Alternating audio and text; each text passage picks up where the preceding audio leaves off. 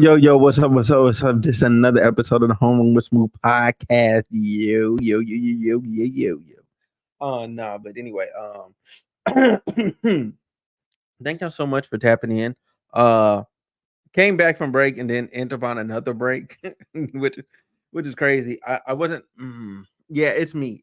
I'm gonna own it. I'm just own it, just straight up as me. I'm not as ready as I thought I was. I'm not like my headspace like wasn't all the way right. To get back fully like into like doing like everything that I was doing. And I will say part of that is that, you know what I'm saying, I'm comfortable. You know what I'm saying? I use this as an outlet for stress and to like kind of like help myself like through stuff mentally. And now I'm able to just kind of just freely create. So it's different. There's no pressure. And I perform much better under pressure. Like pressure is my thing. But I'm back. I've realized and actualized what that mindset is. So without further ado, let's get into our first topic today. So look, let me give you the rundown. All right. So here's what we got. All right. So first we're gonna talk about Cassie speaking out. Then we're gonna talk about Roddy Ricch getting hella screwed over with child support. And then we're gonna lastly but not least talk about this Apple Music top 100 albums. Because this list is blasphemy. Okay, this whole list is wrong. It's categorically incorrect. Okay, categorically incorrect. All right. And there's so many great albums, so many great artists that were left off that actually had an impact. I'm like, who answers these questions? But without further ado, I'm gonna read Cassie's statement. All right, because she recently put out a statement about the Diddy situation. Um, so let's just jump into it here. Let's jump into it here. So this is Cassie. Thank you for all of the love and support from thank you all for the love and support from my family, friends, strangers, and those I have yet to meet. The outpouring of love has created a place for my younger self to settle and feel safe now. But this is only the beginning. Domestic violence is the issue. It broke me down to someone I never thought I would become. With a lot of hard work, I am better today, but I will always be recovering from my past. Thank you to everyone that has taken the time to take this matter seriously. My only ask is that everyone open your hearts to believing victims the first time. It takes a lot of heart to tell the truth of a situation that you were powerless in. I offer my hand to those that are still living in fear. Reach out to your people. Don't cut them off. No one should carry this weight alone. This healing journey is never ending, but this support means everything to me. Thank you. Love always, Cassie. All right. Great statement. Powerful statement. Um, here's my 2 cents. One, in Cassie's case, we already knew Diddy was a bad person. All right. We already knew Diddy was a bad person. Nobody could convince me and tell me that Diddy was a good person. There's not a soul on earth that would get me to go, you know what? Diddy's just an amazing, awesome guy. Not gonna happen. Not gonna happen. So I could believe her as soon as he said it because he's not giving me anything to think that he's a good person for me to think that he would do something good, you know what I'm saying, and amazing for other people, you know what I'm saying, that he wouldn't, because he allegedly killed Biggie, or was responsible for it, or was responsible for Tupac getting killed. Like there's a lot of things where he's been alluded to being responsible for all these bad things. He's screwing his own artists over in their contracts for years, decades. Like he's done a lot of bad things. So with that being said, I was like Cassie saying, "Oh, he did XXYZ," and I'm like, "Yeah, he probably did." You know what I'm saying? Especially when you have everybody consistently, and if you go through my channel, I have videos of other people, like just clips. You know what I'm saying? In videos where I'm talking about Diddy, saying that, "Yo, Diddy does wild stuff at his parties. He does XYZ. I have the video of the guy who just during a random interrogation start talking about, yo, well, where I was at, I was with Diddy, and Cassie. You know what I'm saying?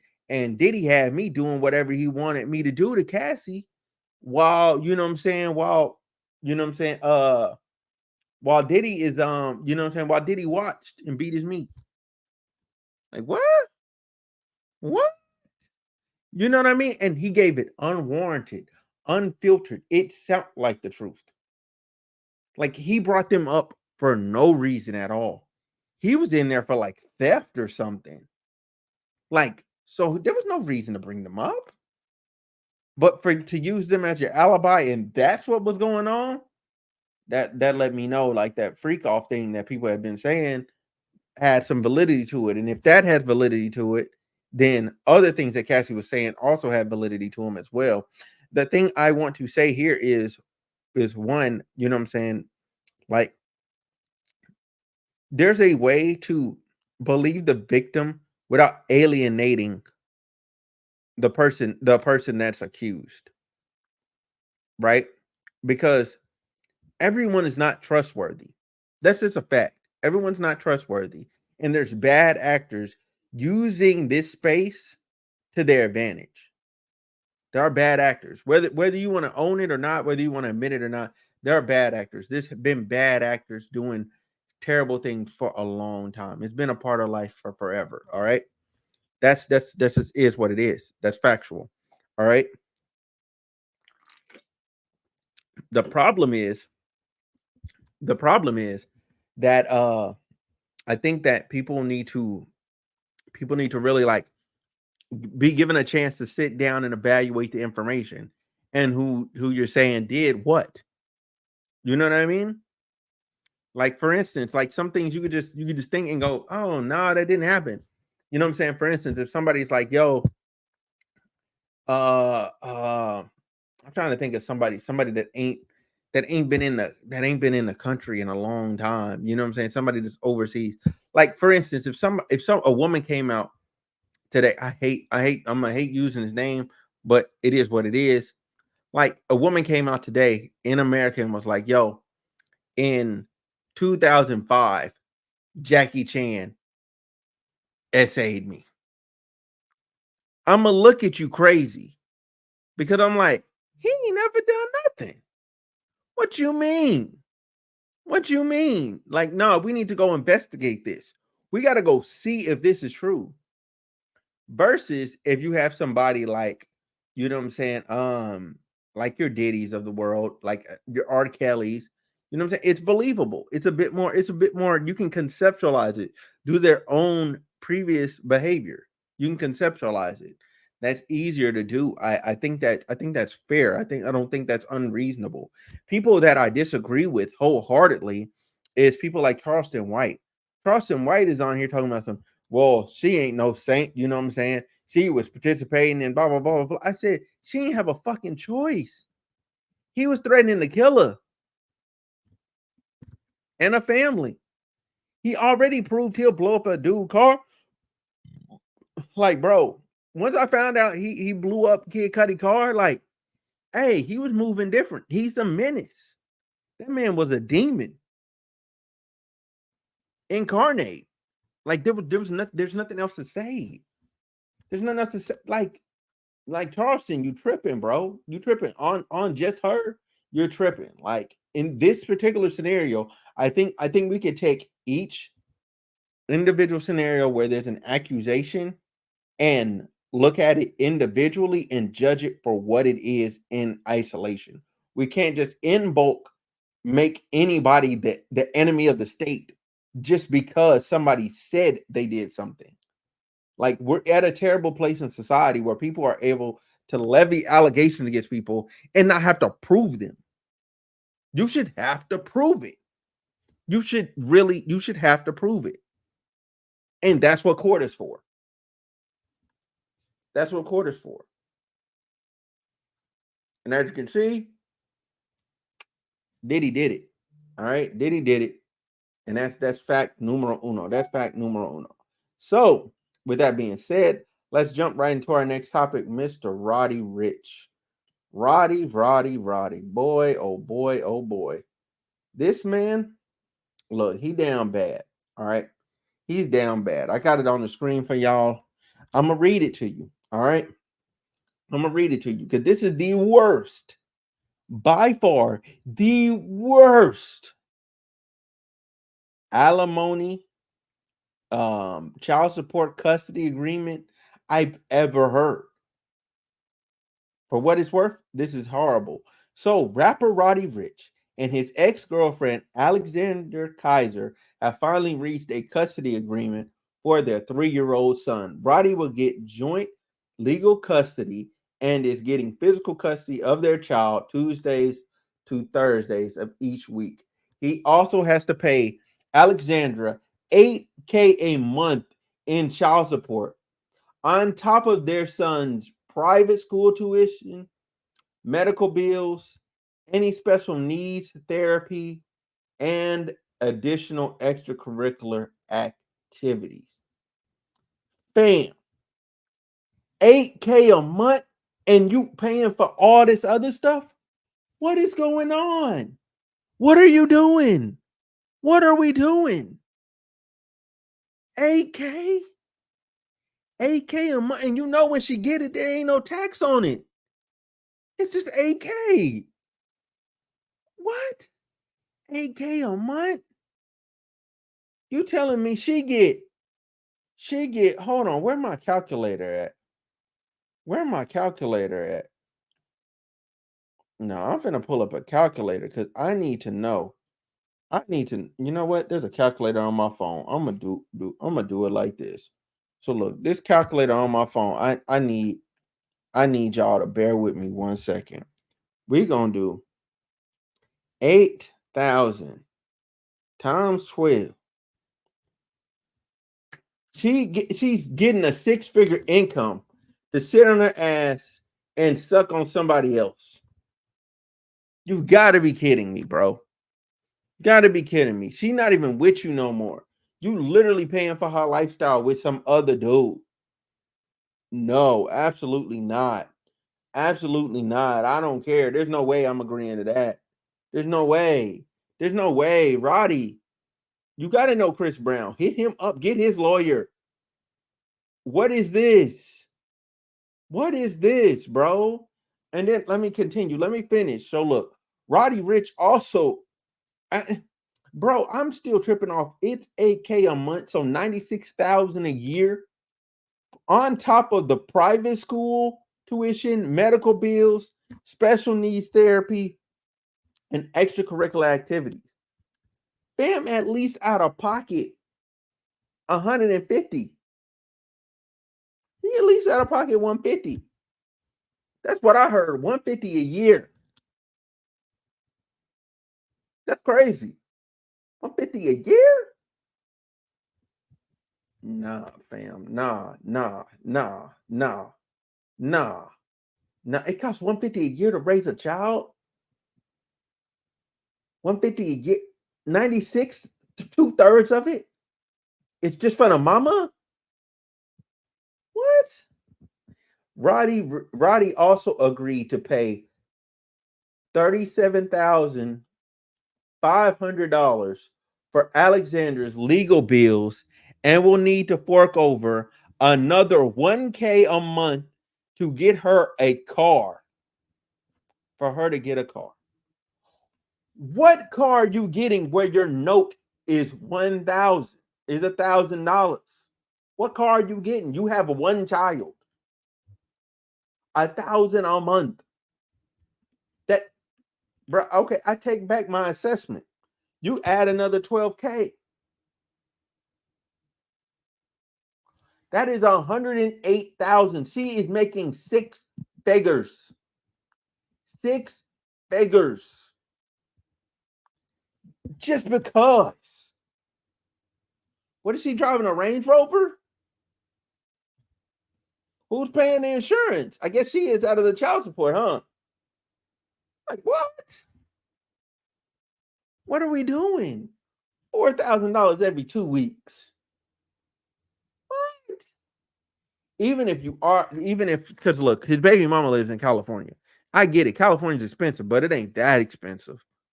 Come on. Come on. Ain't no way. Ain't no way. You living above and beyond your means.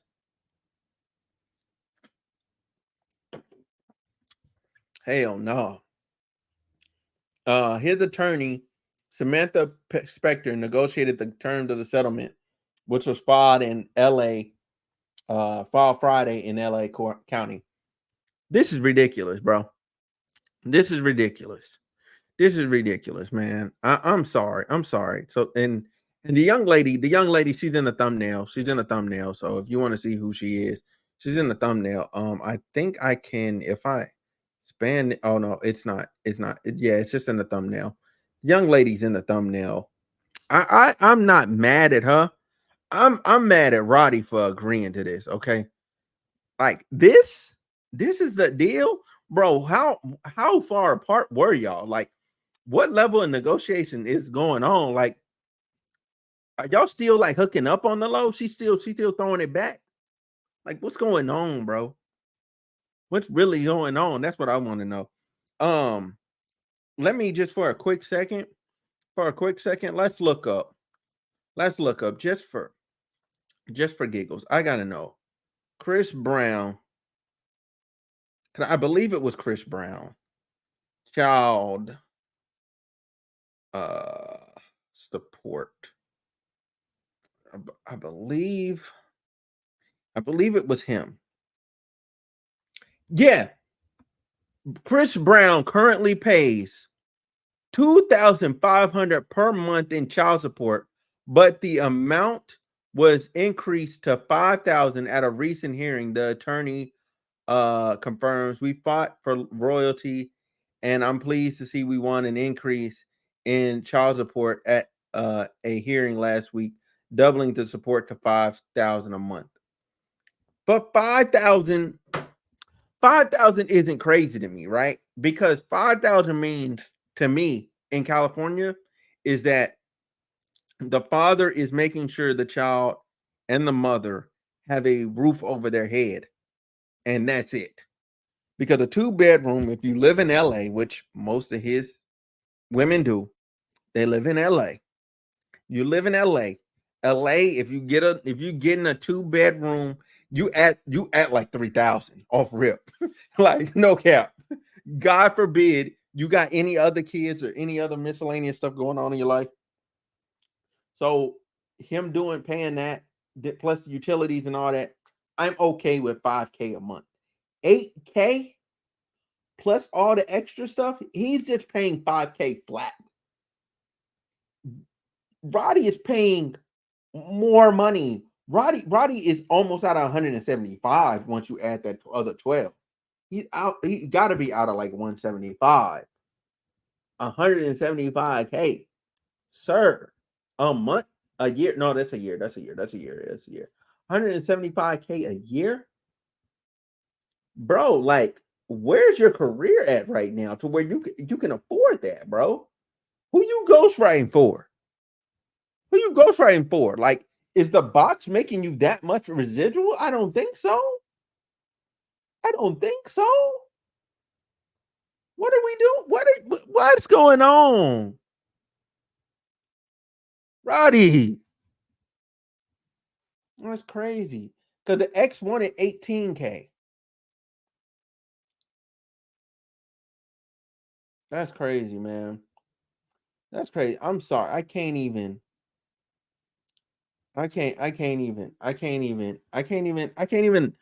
This is crazy.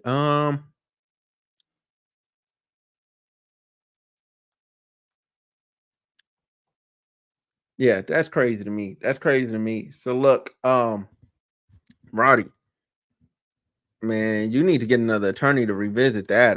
That's a crazy number. Them numbers is absurd. I ain't never heard of nothing like it. And I don't think you should have heard of anything like this. The attorney would have told me that on the phone. I said, we going to court. Give me a jury, please. Oh, this ain't up for jury? That's fine. Me and the judge, we need to have a conversation. Let's have it in by private quarters. Let's have it in your quarters. Like, and now for the last topic. Now I'm gonna leave this criteria on the screen the entire time because I want us to grade this, right? Grade this criteria because what I need from y'all, I need y'all help. Like as I go through this list, I need y'all to help me understand what's going on here. Oh my God. Help me understand. So look, Ebro figured he'd do damage control for Apple because once the list started coming out and you had disrespect happen, where you had Usher Confessions at number 90, what was it? 95. And you had Flower Boy at 92. Sir, no. No, there's no way you're gonna tell me that in this criteria on the screen. Now, let's read this criteria. So Ebro said the voters of the 100 best, which they kept them secret as they always do, so they can do their agenda. There wasn't nobody voting. They just picked. Um, the voters of the 100 best on Apple Music were challenged to not vote for our favorites, but albums that represented a cultural moment for the artist or genre, albums that were complete thoughts and not just collections of hit songs, albums that thoroughly represent culture in production and lyrics, albums that inspired a generation to want to create music and more, albums that represent the best in storytelling, musicianship, recording, and production. Excuse me, and albums that are timeless, and reach far beyond the genre category. Excuse me, categorization. Anyway, y'all know what I'm trying to say. Anyway, so look, that's the criteria. All right, that's the criteria. Here we go. Here we go. That's the criteria, though. Now that y'all have that criteria, we're gonna go one all the way to 100. So y'all can understand the sheer disrespect. The sheer, you know what? No, we'll go for 100 and up. We'll go 100 and up because I need y'all to really understand what happened here. All right, so we got Body Talk, Robin. I don't know that album. Hotel California, The Eagles at 99.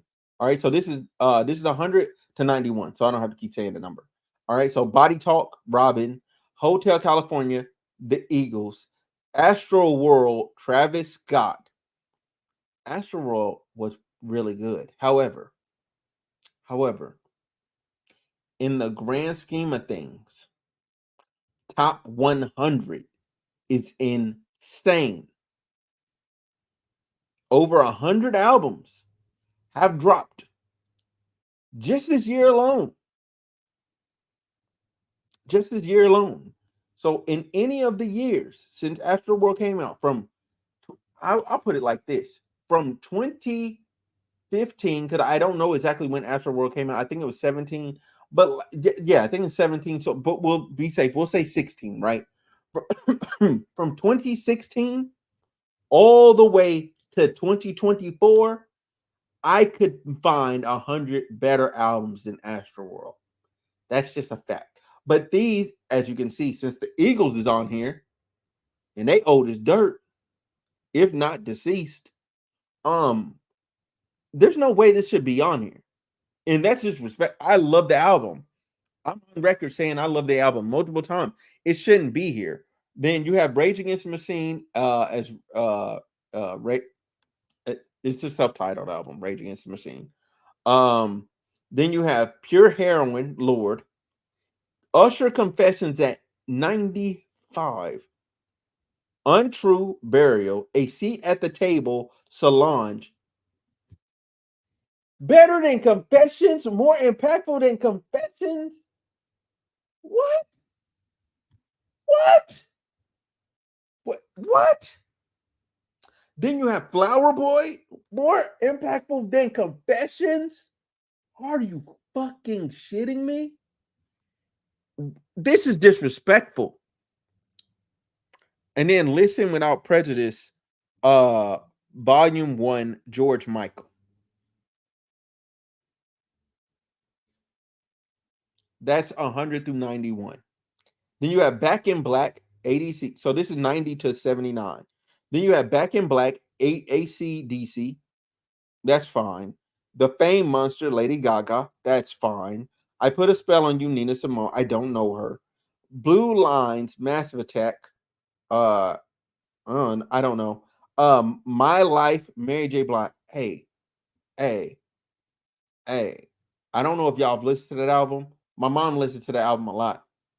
That album's fire. It's heat. It's heat. It's so much heat. It made me a fan of Mary J. Blige. Like it's fire. It's fire. It's fire. Matter of fact, if y'all want to listen to some more fire Mary J. Blige, if you go listen to her last, I think it's her last project that she put out in like 2021, 2020 or some shit like that. Yeah, it was fire. It was fire. I loved it. Um, Anyway, then you have Golden Hour, Casey Musgrave. You have Doggy Style, Snoop Dogg. I'm not mad. Then you have Horses, Patti Smith. Then you have Get Rich or Die Trying, 50 Cent. Which I agree that Get Rich or Die Trying was more of a cultural statement and phenomenon and culture shift than Doggy Style was for Snoop Dogg because the West Coast had already taken over. So I'm okay with that. All right. Then you have After the Gold Rush.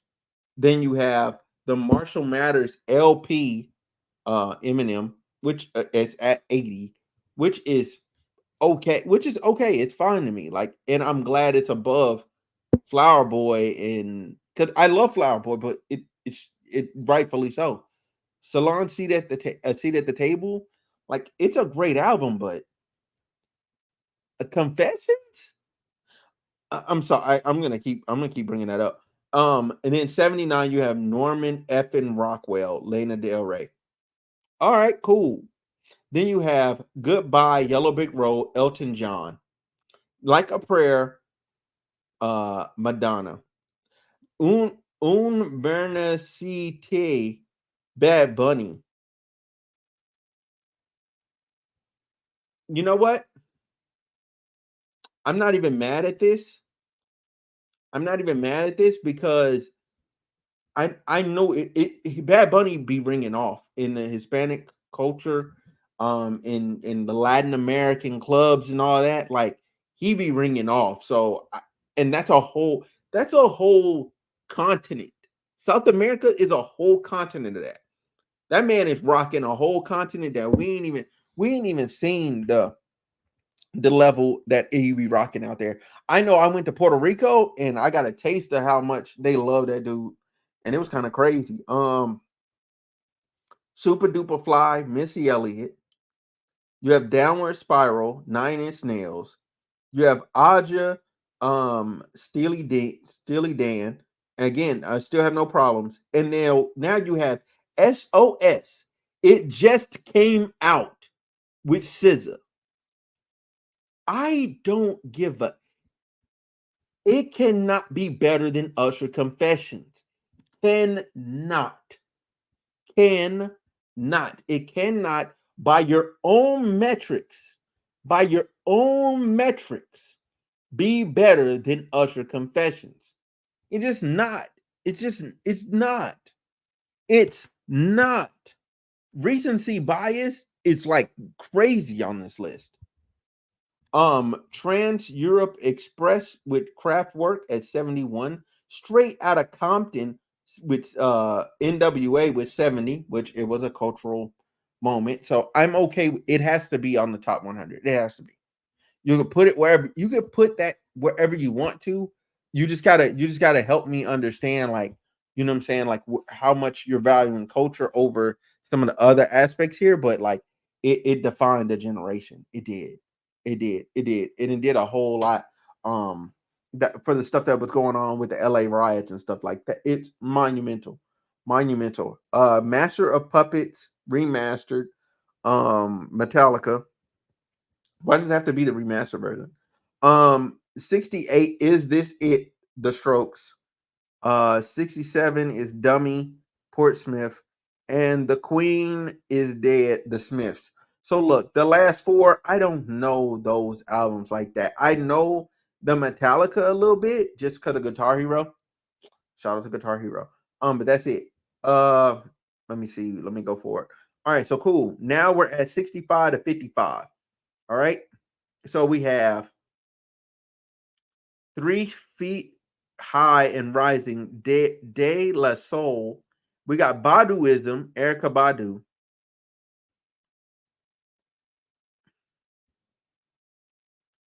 This should be in the 90s. It should be in the 90s. Baduism should be in the 90s. I'm sorry, just it should be in the 90s. 63. Are you experienced the Jimi Hendrix experience? Okay. All Eyes on Me, Tupac at 62. That's fine. I kind of wonder where did they put Biggie then? Where did they put Biggie? If Tupac is at 62, where did they put Biggie? Love Deluxe Sade. Um, I think Sade could go down as well. She could go down further, and you could put something else higher. Um, but that's neither here nor there. And when I mean by put something else higher, I mean like add something in completely different entirely because there's a lot of stuff at the bottom that should just be gotten rid of. Um, we got the Velvet Underground and Nico. Uh, that's their self-titled album. I don't know anything about them. AM, which is abbreviated Arctic Monkey. So, hey, again, I don't know them. So, okay. Um, what's the story? Morning Glory. All right. Voodoo D'Angelo. We're gonna move him right on down too. He deserves to be here, but we're gonna move him right on down. Disintegration remastered. The Cure. But by the Cure. So hey, I don't know them, so okay. We got Anti Rihanna at 55. Look, that is a good. This album being at 55 is a good like standard to have. You know what I mean? Like if this is gonna be 55, it's a good standard to have because I think the very next one is okay. Where's so Drake Take Care is at 47. I would prefer. You know what I'm saying? Because she's at 55. I would prefer to put her at 48 and have Take Care stay at 47 and everything be okay. And everything be okay. I'm okay with that. I think that's what it should. Now to continue. All right. Now at 54, we have A Love Supreme by John Coltrane. 53, we have Exile on Main Street, Rolling Stones.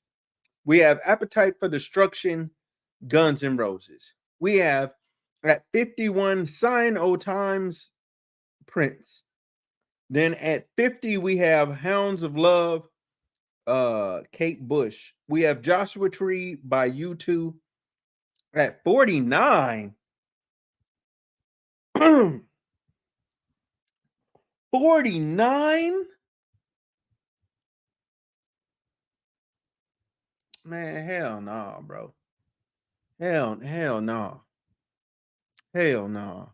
Then we got Paul's Boutique, Beastie Boys at 48. As I told you earlier, Take Care is at 47, which I am fine with.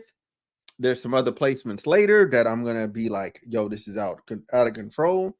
Then you have 46.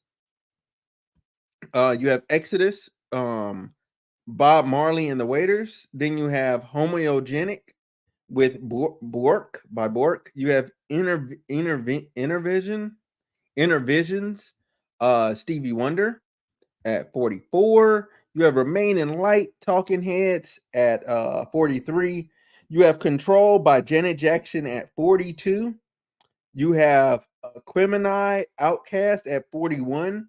You have I Never Loved a Man the Way I Love You, Aretha Franklin at 40. You have Illmatic at 39. This is this part right here. This is a strong. Once you get to 54, this is a bit stronger. These are like actual contenders. These are albums that I'm like, okay, this is fine. And that took us all the way to 39. Now again, Again, that middle section is fine. You know what I'm saying? It's fine. Like those albums would be on the list regardless, and that's what I mean by fine. They would be on the list regardless. They'd be somewhere, but they'd be on the list regardless. Then you have, excuse me. So this is 38 to 27. This is again 38 to 27. You have Tapestry, Carole King. I don't know that album. You have Enter the Wu Tang by Wu Tang Clan, 36 Chambers. Um, Again, I know this album. It's great. They did a lot. I can't argue with the placement. I can't argue against it. At 36, you have Beyonce's self-titled album, Beyonce. Then you have London Calling by The Clash. You have It Takes a Nation of Millions to Hold Us Back by Public Enemy. Then you have uh, Kid A, Radiohead by Radiohead. Then you have Ready to Die remastered by Notorious B.I.G. at 32. Look, I'm gonna tell you this much: Tupac and Biggie's albums should be right next to each other. They should be right next to each other. There's no reason why. Man, where was Tupac's at? See, that's bad. That's bad. 62. You're telling me 30 albums higher is Biggie's? 30? Like, no, they should be right next to each other. They should be right next to each other. I don't care how the votes came out. Somebody has to do some administrative cleaning on these votes to make it right. Because they shouldn't be 30 albums apart. They should not be. They should not be.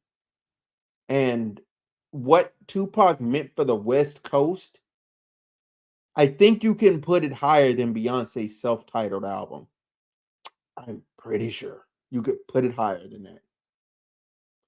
I'm pretty sure, beyond a shadow of a doubt.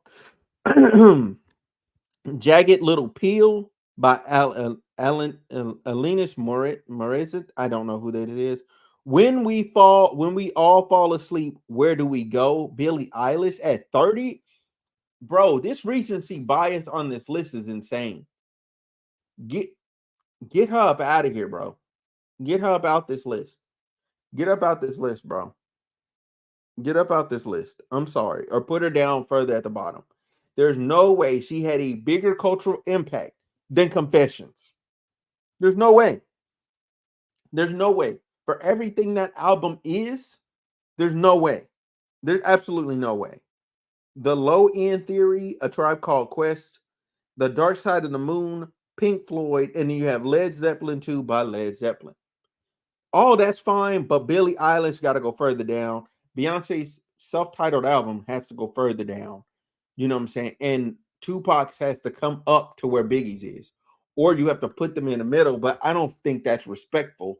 I think you should move Tupac up, and then you either put one of them at 33 and one and keep Biggie at 30. You put Tupac at 33, or you switch the order around. It doesn't matter to me, but they should be right next to each other at 33 and 32, respectfully. They should be. That is what it is. All right, next. All right, so at 26, we have, so this is 26 to 19.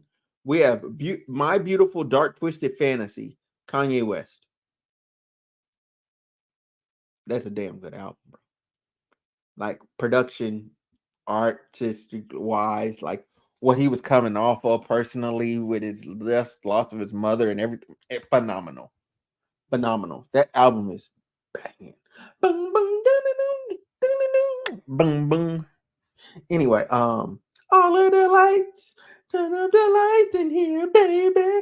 Anyway, 25, Kind of Blue, Miles Davis. The Rise and Fall of Ziggy Stardust and the Spiders from Mars. That's a long title, bro. David Bowie. Discovery, Daft Punk. Yeah, I fools with Daft Punk. They were revolutionary. So yeah. Born to Run, Bruce Springsteen. Okay. The Revolver by the Beatles. Okay.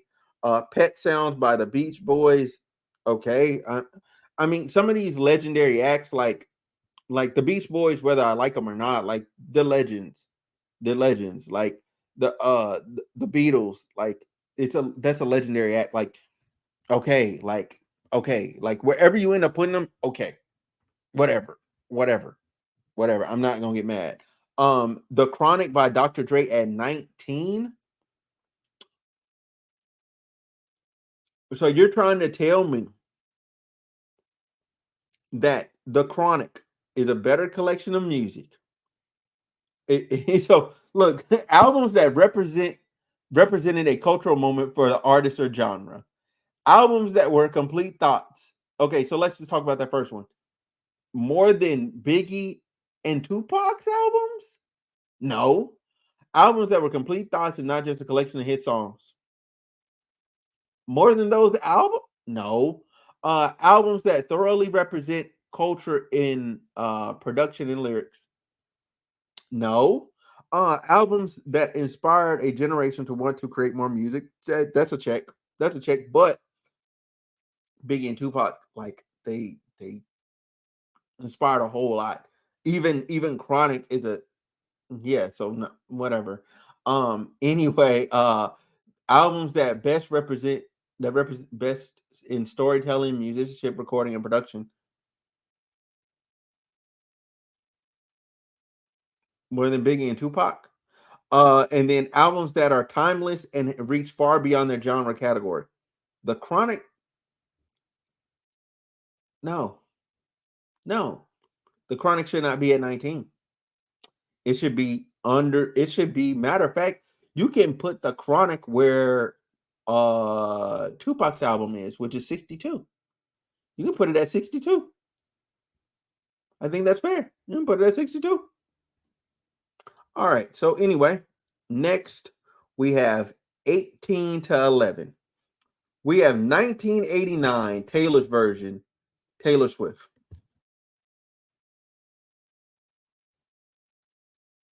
Fuck no. At 18, you're telling me it was more impactful than Beyonce's, more impactful than Usher's Confessions, more impactful than the Beatles, Beastie Boys, Tupac, Biggie albums. More. It was just more impactful than all of those. What? What? What? No, no, no. More impactful than what Stevie Wonder meant. No, what? No, it's like when you single it out to the strays that it makes sense. Like no, no, no, no, no, no, no, no. Absolutely not. It should be underneath. It should be underneath. It should be underneath. It should be underneath those. Then we have Blue by John and whatever. Anyway, John Mitchell. Um, we have Adele 21. Okay, look, Adele's 21 is flawless. Like, and she sounds amazing on there. It's flawless, and she sounds amazing on there. It's at 15. I'll allow it. I'll allow it. Cause hey, she's a bad girl. She's a bad girl. She's a bad girl. That's probably the only thing they got right was putting Adele above Taylor Swift. That's probably the only thing they got right. Um, Highway 61 Revisited, Bob Dylan. The Blueprint by Jay Z.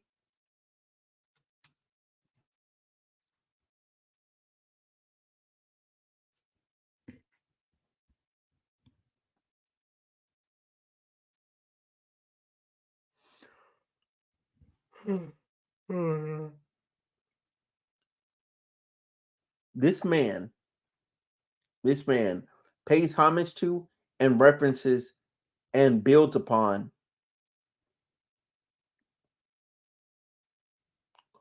and builds off of what Biggie did. There's no fucking way that Blueprint can be higher than the person that he pays homage to. It's not possible. It's not possible. It's not. It's not possible. Therefore, I petition that this should be anywhere between, because it's better than Take Care. It's way more important than anti.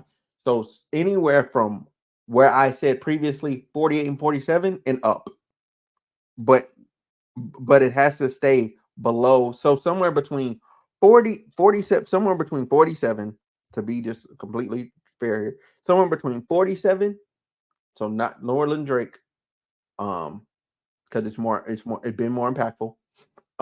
And somewhere between that and 32. That, well, 33 because I have Tupac at my 33. So between that and 34. So 46 to 34, you can put the Blueprint anywhere you want to. That's where it belongs.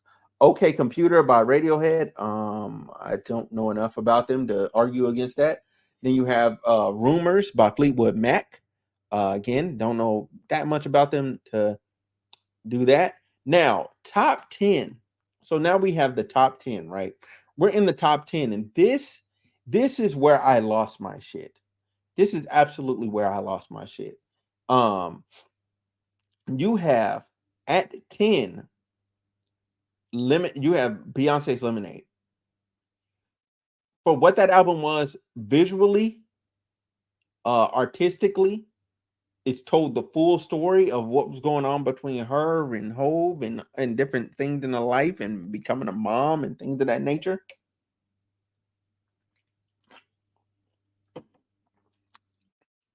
It belongs in the top 10. Lemonade belongs in the top 10 of albums ever. It's just where.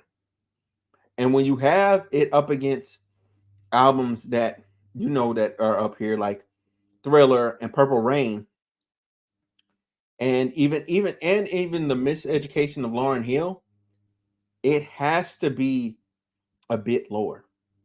You know what I'm saying? It has to be lower than those. It has to be lower than those. So I'm okay that it's in the top 10. I don't know where to place it, but it should be in the top 10. That is absolutely correct. That is absolutely correct. Now, because I can say this for a firm fact. You know what I'm saying? And this is not no dig, you know what I'm saying? Because y'all know me. I'm a big Drake fan. But Drake has not made a top 10 album of all time ever. He might have made one of my favorites, but objectively speaking, like just no, it's just not possible. It's not possible. It's not, there's no argument you can make for any of his albums to be in the top 10 or the top 20, to be honest. Like where they put Take Care is such a great place. It's such a genuinely great place.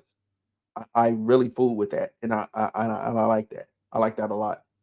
I like that a lot. Now the next one is Nevermind Nirvana. I can't make an argument against it. Then you have Back to Black by Amy Winehouse.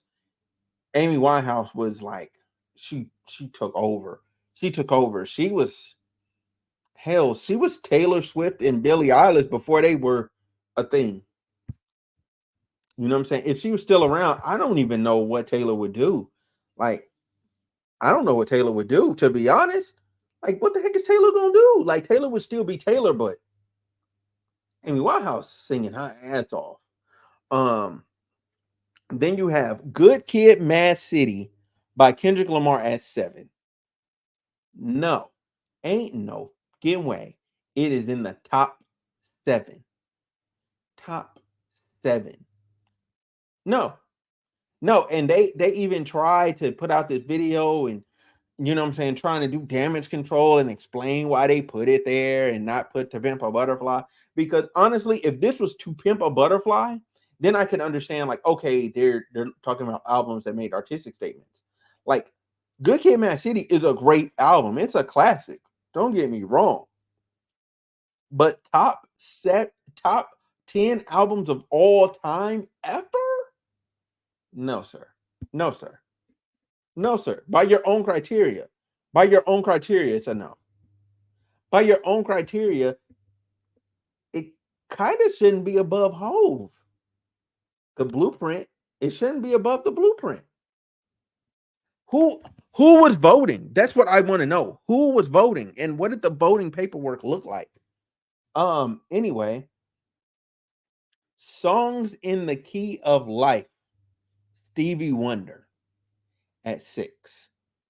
You have Blonde by Frank Ocean at number 5. That's blasphemy. Move this down to 62 and below.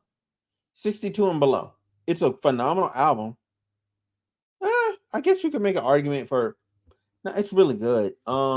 It could probably be it could probably float somewhere in like 40s. It could float in the 40s somewhere. It could be in the 40s. It could be in the 40s. It could be in the 40s. That's it. It could be in the 40s. But not up here. Not up here. When the next one is Purple Rain Prince. No. It's not there. It's not there. I don't know. I don't know who's in charge. I don't know who's in charge. I don't know who came up with this. You're wrong.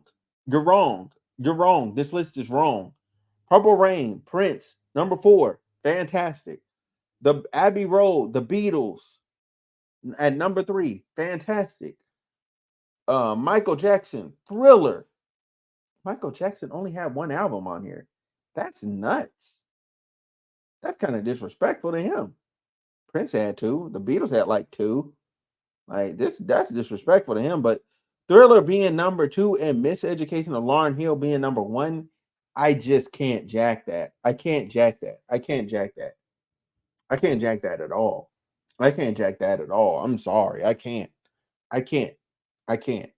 When you cut on Thriller, whew, whew, you talking about, bro, inspired a generation, inspired generations, still inspiring to this day. Miseducation of Lauryn Hill, I bet I could go find some people that ain't even heard a song from there.